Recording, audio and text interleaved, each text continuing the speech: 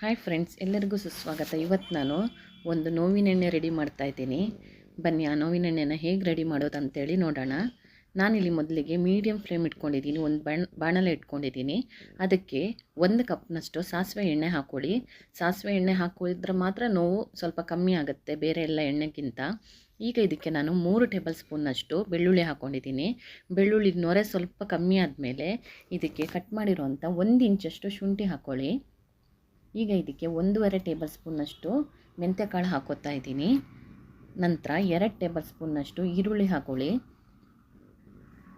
ಇದೆಲ್ಲ ಅಡುಗೆಗೆ ಉಪಯೋಗಿಸುವಂಥ ಸಾಮಗ್ರಿನೇ ಹಾಕೋತಾ ಇದ್ದೀನಿ. ಇದೆಲ್ಲ ನೋವನ್ನು ಕಮ್ಮಿ ಮಾಡುತ್ತೆ. ಈಗ ಇದಕ್ಕೆ 2 ಇಂಚಷ್ಟು ಚಕ್ಕೆ ಹಾಕ್ಕೊಂಡಿದ್ದೀನಿ. ಹಾಗೆ 1.5 ಟೇಬಲ್ ಸ್ಪೂನ್ನಷ್ಟು ಓಮ ಹಾಕ್ಕೊಳ್ಳಿ. ಈಗ 15 ಲವಂಗನ ಹಾಕೋತಾ ಇದ್ದೀನಿ. ಈಗ ಇದನ್ನು ಒಂದು 5 ನಿಮಿಷ ಇದನ್ನು ಹೀಗೆ ಕಾಯೋದಕ್ಕೆ ಬಿಡಬೇಕು. ಮೀಡಿಯಮ್ ಫ್ಲೇಮಲ್ಲೇ ಇದಿಷ್ಟು ನೀವು ಕಾಯಿಸ್ಕೋಬೇಕು. ನೀವು ಜೋರಾಗಿ ಇಟ್ಕೊಂಡ್ರೆ ಫುಲ್ಲು ಕರಟಿ ಹೋಗುತ್ತೆ, ಎಣ್ಣೆಗೆಲ್ಲ ಅದ್ರದ್ದು ಸತ್ವ ಹಿಡ್ಕೊಳ್ಳಲ್ಲ.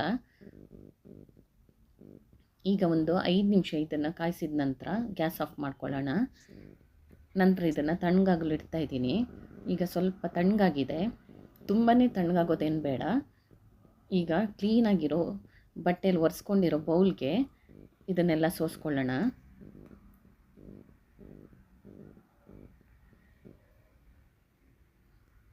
ನಾನೀಗ ಎಣ್ಣೆನ ಯಾವ ರೀತಿ ಹಚ್ಕೊಳ್ಳೋದಂತನೂ ತೋರಿಸ್ತೀನಿ. ಅದಕ್ಕೆ ಮೊದಲಿಗೆ ಬಿಸಿನೀರಲ್ಲಿ ಶಾಖ ಕೊಟ್ಕೋಬೇಕು. ನಿಮಗೆ ಎಲ್ಲಿ ನೋವಿದೆ ಅಲ್ಲಿ ನಾನು ಬಿಸಿನೀರು ರೆಡಿ ಮಾಡ್ಕೊಂಡಿದ್ದೀನಿ.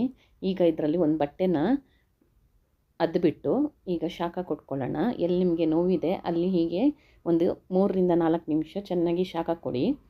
ನಂತರ ಆ ಎಣ್ಣೆಯಲ್ಲಿ ಮಸಾಜ್ ಮಾಡ್ಕೋಬೇಕು. ಚೆನ್ನಾಗಿ ಮಸಾಜ್ ಮಾಡ್ಕೊಂಡ ನಂತರ ಮತ್ತೆ ಬಿಸಿನೀರಲ್ಲೇ ಶಾಖ ಕೊಟ್ಕೋಬೇಕು.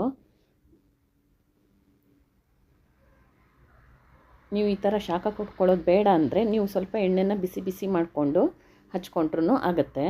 ನಾನಿಲ್ಲಿ ಶಾಖ ಕೊಟ್ಟು ಬಿಸಿ ಮಾಡ್ಕೋತೀನಿ. ನೀವು ಎಣ್ಣೆನ ಪದೇ ಪದೇ ಬಿಸಿ ಮಾಡಿದ್ರೆ ಅದ್ರದ್ದು ಪವರೆಲ್ಲ ಕಮ್ಮಿ ಆಗುತ್ತೆ. ಅದಕ್ಕೋಸ್ಕರ ಇದನ್ನು ಒಂದು 2ರಿಂದ 3 ತಿಂಗಳು ಒಂದು ಕ್ಲೀನ್ ಜಾರಲ್ಲಿ ಹಾಕಿಬಿಟ್ಟಿಟ್ರೆ 2ರಿಂದ 3 ತಿಂಗಳು ಏನೂ ಆಗಲ್ಲ. ಒಂದು ಸಲ ಟ್ರೈ ಮಾಡಿ. Thank you for watching.